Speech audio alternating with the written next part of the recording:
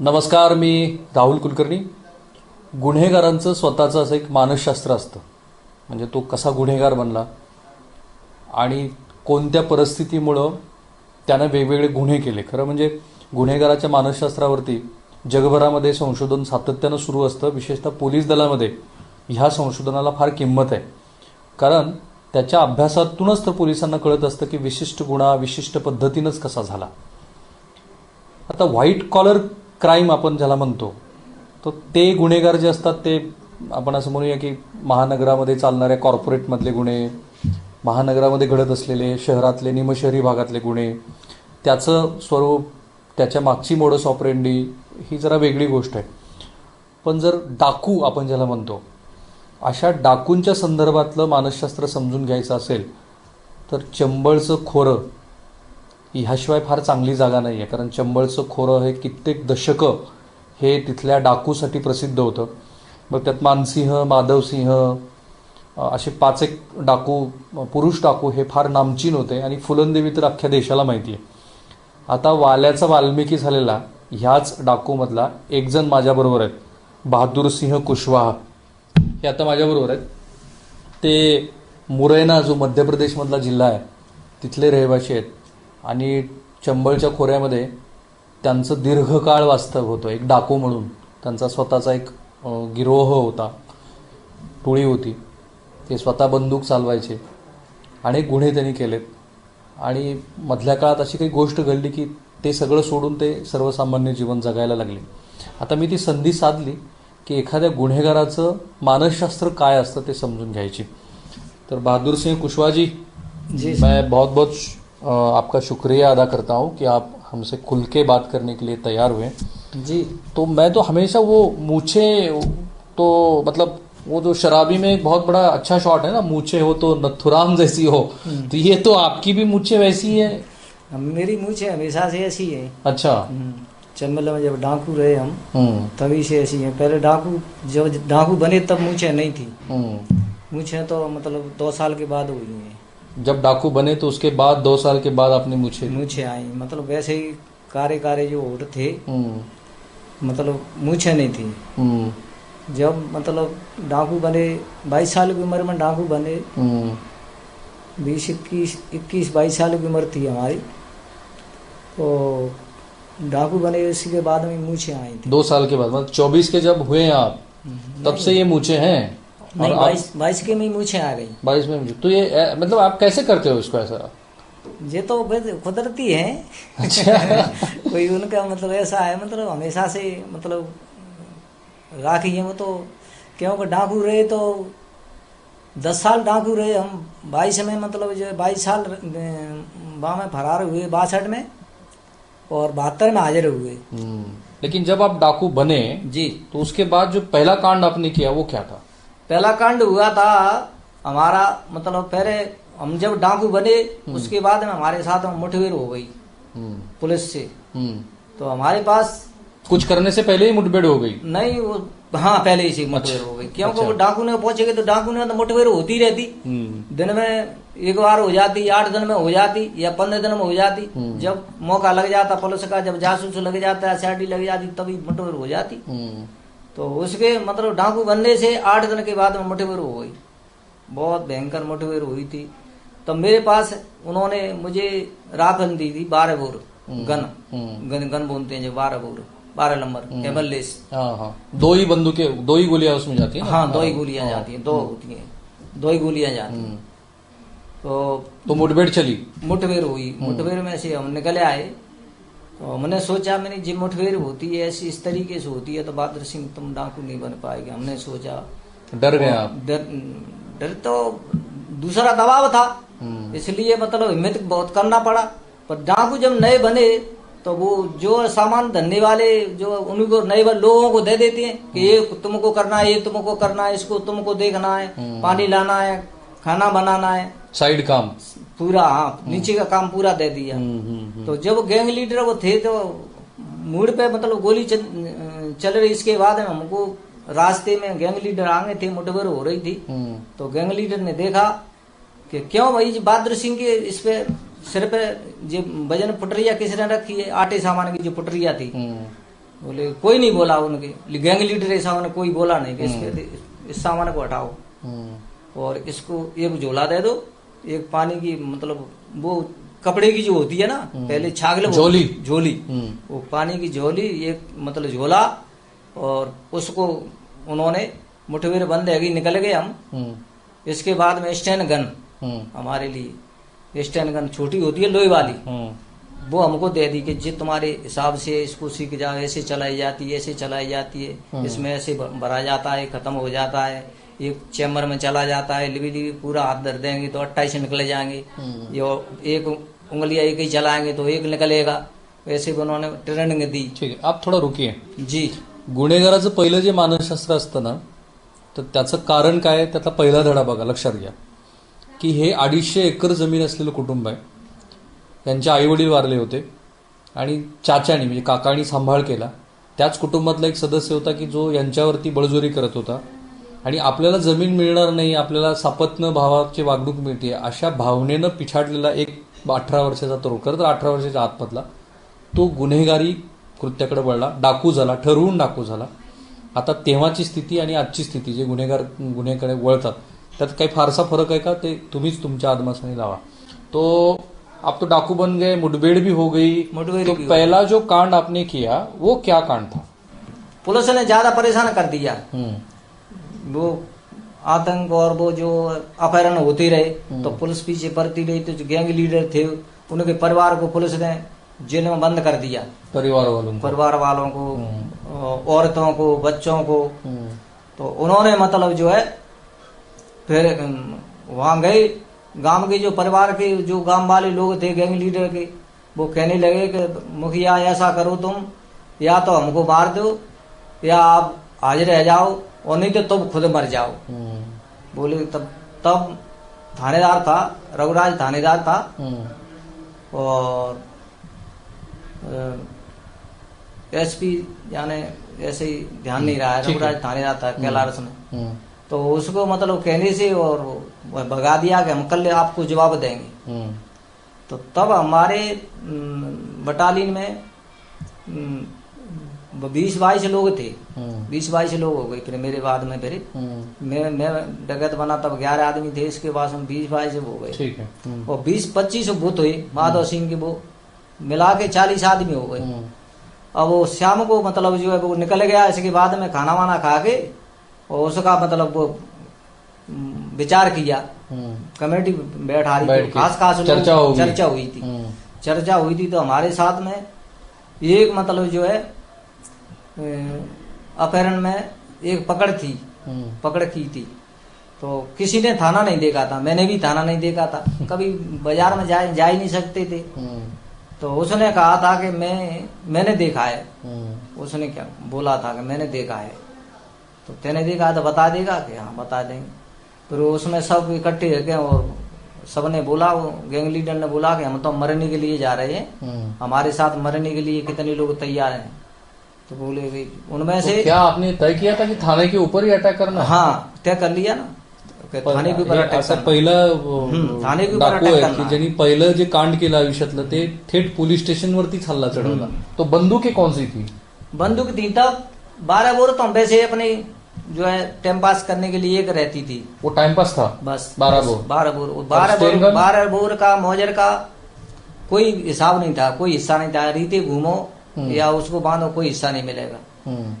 Stand TMC मार 303 मार 3 और ये सब मिला के कुल कितने हथियार थे? एसएलआर भी थी. एसएलआर 10 एसएलआर थी हमारे पास. एसएलआर टीएमसी कब की बात है? 4 टीएमसी थी. 1960 की बात कर रहे हैं आप? हाँ 62 में 61-62 में आ गए. और तो ये जो सब हथियार आते थे वो कहाँ से आते थे? हथियार तो सब ऐसे ही मिलता है, सब खरीदा जाता है. हथियार मिल जाता है, लोग ले आते हैं. वो कैसे लाते हैं क्या लाते हैं वो तो वही समझे. हमको तो मिल जाते थे लेकिन पैसा बहुत ज्यादा देना पड़ता था. तो मान लीजिए एसएलआर लेना है तो कितना पैसा देना पड़ता था? एसएलआर उस 62-63 में एसएलआर हमको मिला था 50,000 रुपये में. ज्यांनी सरफरोश बघितलाय ना, और त्यांना मैं थोड़ा ये बता देता हूँ अपने ऑडियंस को. ज्यांनी सरफरोश बघितलाय त्यांना आठवत असेल की त्या चित्रपटामध्ये हत्यारांची जी वाहतूक होते ती कशा पद्धतीनं चालायची. हे 1960ची गोष्ट सांगतायत आणि तेव्हा SLR सारखी हत्यारं जी अजूनही वापरात आहेत तर ती ते घ्यायचे. आणि त्यांनी एक फार चांगलं वाक्य सांगितलं की जो हथियार आते हैं वो तो हथियार लाने वालों को ही पता रहता है कि वो कैसे लाते हैं. तो ये बिना संगठन के तो हो नहीं सकता था. मतलब गाठजोड़ है, पुलिस साथ में है, फिर नेतागण साथ में है, तो उसी के सिवा तो नहीं होता होगा ये. अब हर आदमी के पास ये चीज कहाँ रखी है. ठीक है. तो ये अब देखिए पहला कांड आप करने जा रहे हो, पुलिस स्टेशन पे अटैक करना है आपको. 12 लोग तैयार हैं, घोड़े हैं, SLR जैसे आपके नहीं, साथ. पैदल गए थे. उस समय पैदल गए थे. पैदल गए थे. ठीक घोड़े है. से 6 बज गए आप चले गए. 6 बजे के शाम की गर्मी मौसम था. आषाढ़ का महीना था और शाम को पहुंच गए हम. थाना नया ही बना था और वहां पहुंच के उसने शाड़ी ने बता दिया कि ये थाना है. दरोगा जी मतलब वहाँ लाइट का कोई व्यवस्था नहीं था तब. बिजली नहीं थी तब. बिजली नहीं थी. बिजली का कोई सिस्टम नहीं था. तो लालटेन धर के लिखा पढ़ा कर रहे थे अंदर ऑफिस में. तो उसको तो ये अंदेजा ही नहीं होगा कि ऐसा कुछ होगा. हाँ, कुछ कोई अंदाजा नहीं था कि ऐसा हो जाएगा. पहुंच गए. इसके बाद में पहुंचते ही वो तो गोली स्टार्ट हो गई. फायरिंग शुरू हो गया. फायरिंग शुरू हुआ तो 7 संतरी मर गए. वहाँ के बॉडीगार्ड जो थे पुलिस के जवान 7 मारे गए. वहाँ बहुत भयंकर गोली चली थी. नया थाना बना था उसी पे गोली चली थी. पुराने थाने पे और अलग से था. 2 थाने थे. तो कम से कम 20 मिनट गोली चली. गोली बहुत भयंकर चली. चारों तरफ थे मतलब उसको घेर लिया था थाने को ऐसे यहाँ फिट कर दिया, यहाँ फिट कर दिया, यहाँ फिट कर दिया. और उसका आंकड़ा बता दिया कि इतने बाद में गोली चलने के बाद में या क्या होगा, सीटी बजेगी तई तुम उस फलानी जगह वो जगह चिन्हित कर दी थी कि यहाँ आपको इकट्ठा होना है. तो ऐसे जो है मुठभेड़ हुई थी. इथे एक आपण छोटासा ब्रेक घेऊया. गुन्हेगाराचा मानसशास्त्र आणि गुन्हेगार गुन्हे करतो कसं, किती निर्ढावलेपणा त्याच्यामध्ये येतो over the period of time, आणि ही करण्यामागची त्याची भूमिका काय असते, आणि शेवटी त्याचा जो तो जेव्हा हे सगळे गुन्हे करतो त्यानंतर तो काय विचार करतो हे आपण जरा समजून घेतोय. चंबळच्या खोऱ्यातल्या अत्यंत मशहूर अशा अत्यंत प्रसिद्ध अशा बहादूरशाह कुशवाहा नावाच्या एका पूर्वाश्रमीच्या डाकूकडून. तुम्ही कुठेही जाऊ नका, फार रंजकच मुलाखत आहे. पाहत राहा ABP माझा.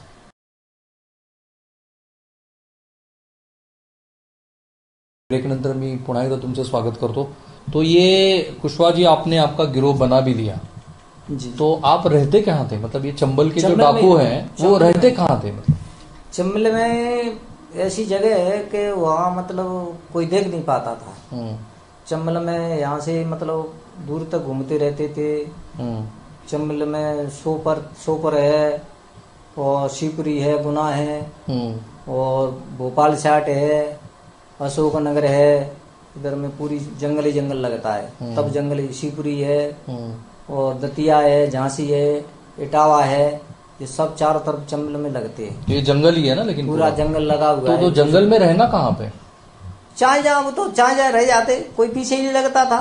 फिर नहीं मतलब मैं ये पूछ रहा हूँ कि वहाँ पे कोई ऐसा जगह बना हुआ था. नहीं, कोई ऐसी जगह नहीं था. अच्छा मतलब खुले जमीन के नीचे रहना है. खुला जमीन के वैसे कहीं नहीं रहना है. खुला ऐसे पानी मिल गया, कहीं खाना बनाना है तो पानी मिल गया, पानी भर लिया. वहां से पानी की जगह पे खाना नहीं बनाना है. चल के आगे चल के और 2 किलोमीटर 4 किलोमीटर जाके और खाना बनाना है. मतलब वहां से पानी लेना और फिर 4 किलोमीटर जाके खाना बनाना. अच्छा. डाकू हो या कोई भी आम आदमी हो, उसकी एक जरूरत रहती है औरत. नहीं, हमारे गिरोह में कोई जरूरत नहीं थी. हम तो औरतों से हमारा गैंग लीडर और सब हमारे में बहुत कंट्रोल था कि किसी औरत को हाथ नहीं लगाना है, किसी औरत से जीवन नहीं उतारना है, किसी औरत को मतलब बेइज्जती नहीं करना है. बहुत बड़ा मतलब. और बाकी के गिरोह क्या करते थे. कुछ लोग छोटे मोटे होते वो अलग बटालियन छोटी मोटी होती वो करते रहते थे. उनको भी बलात्कार वगैरह करते थे, उन पर दबाव डालते थे. हमारे तो बहुत बड़ा गैंग लीडर थे चंबल में. माधव सिंह, हाँ उसका तो नाम बहुत ही फेमस है ना. माधव सिंह तो माधव सिंह हरबलाज सबसे मतलब बहुत पढ़े लिखे थे. हे ज्या गिरोहमध्ये होते ना त्यातला जो माधव सिंह आहे तो अत्यंत नामचीन कुख्यात गुन्हेगार म्हणून चंबळच्या घाटीतला ओळखला जातो. मानसिंह, माधव सिंह, मोहर सिंह भी था उसमें. मोहर सिंह थे. हाँ मोहर सिंह थे. अच्छा, ये इसमें आपके पूरे जीवन काल में कितनी बार आप फुलन देवी से मिले.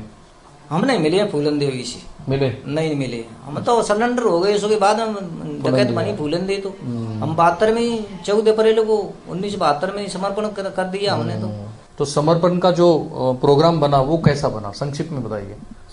समर्पण का प्रोग्राम जे भाई जी और राजू भाई है, राजगोपाल आचार्य एकता परिषद का जो है अच्छा, कार्य हाँ, कर रहे हैं। तो वो मतलब और जे भाई मतलब गांधी आश्रम में रहते थे, तो राजू भाई और भाई जी ने सुब्बा राव जी ने और माधव सिंह से परिचय सब लोगों के बीच में हुआ था, सब लोगों। अच्छा, तो आपस में बात हो गई भाई जी का तो भाई जी मतलब वहां गए तो सब लोगों को समझ आया कि जी तुम्हारा काम जो कर रहे हो वो अच्छा काम नहीं है, गलत है, आपका काम बहुत गलत है।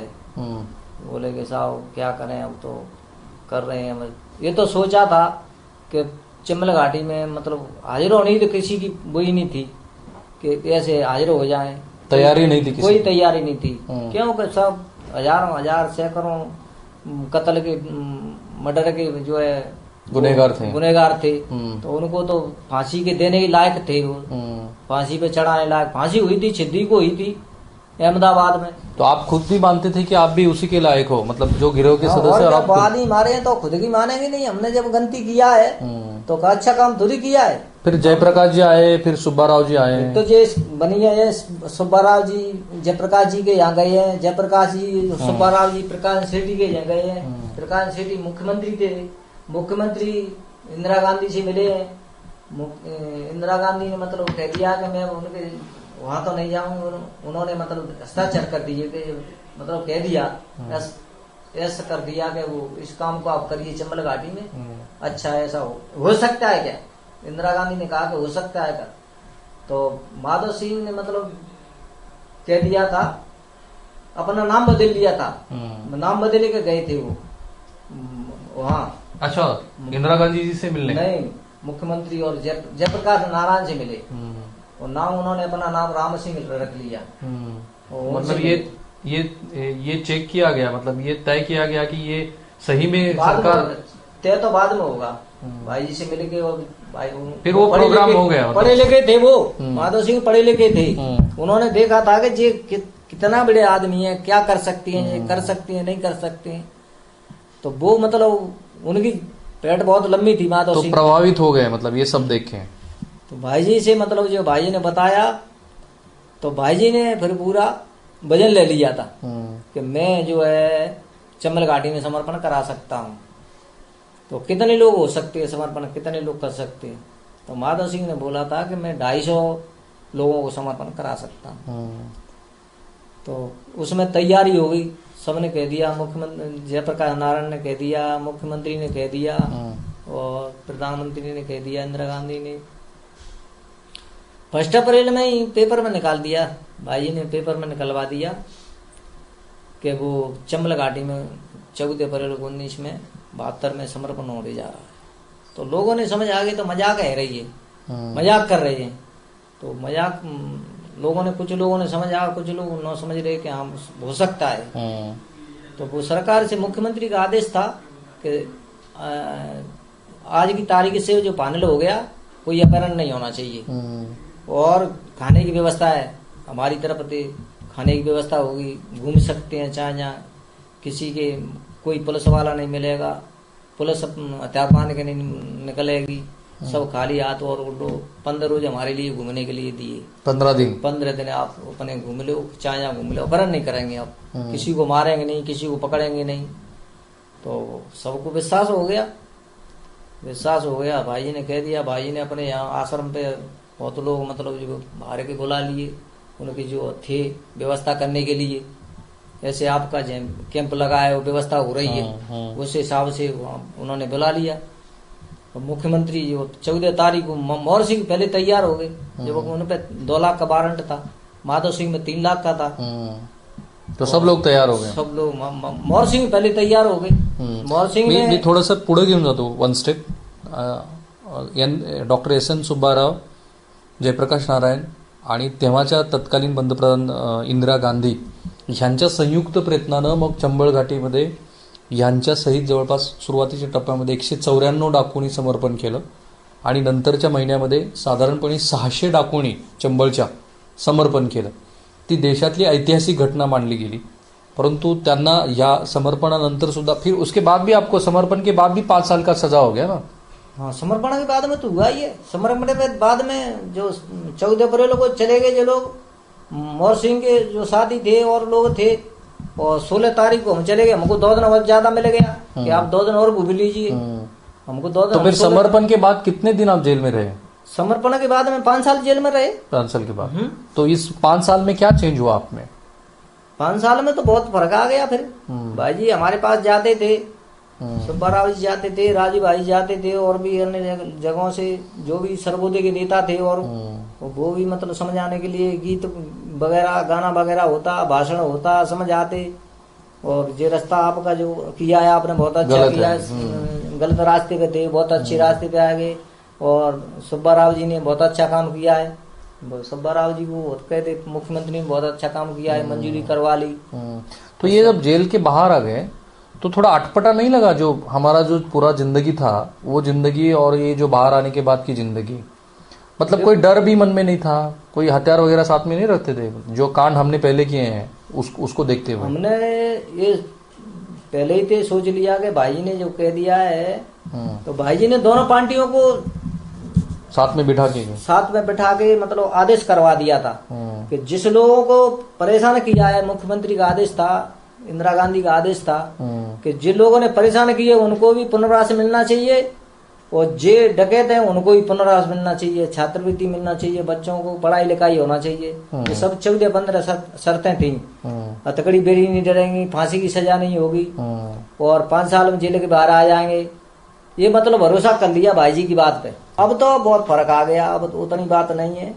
अब तो कोई डकैत बनता है तो महीना भर चलता है, 2 महीने चलता है, इसके बाद में या तो जेलों में पहुंच जाता है या मर के पहुंच जाता है. और कांड तो अभी भी हो रहे हैं, पर उतना नहीं है जो पहले होते थे. बहुत बहुत शुक्रिया, आपने बहुत सीधे दिल से और बहुत ही सटीक बातें कही. अशिक्षित असलेले, अर्धशिक्षित असलेली ही सगळी डाकू मंडळी एका गांधीवाद्याच्या आव्हानाला प्रतिसाद देत पुढे आली आणि त्यांनी आत्मसमर्पण केलं.